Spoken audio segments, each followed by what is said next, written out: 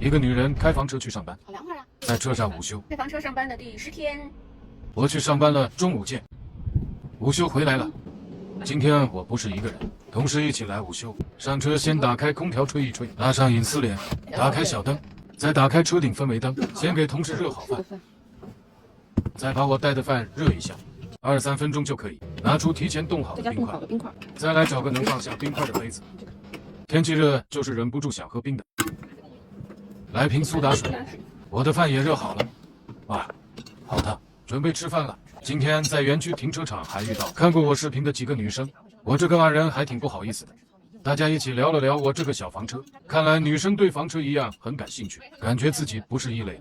把空调打开就完全不热了，好凉快啊！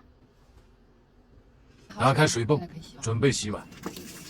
开房车上班10天了，从穿羽绒马甲到现在热到要开空调，在房车里午休也适应了。反正停车费3个月我已经交了，那必须坚持啊！你们说呢？苏打水没喝完，为了不让这冰块化了，放冰箱冻着，下班继续喝，关掉空调继续上班去。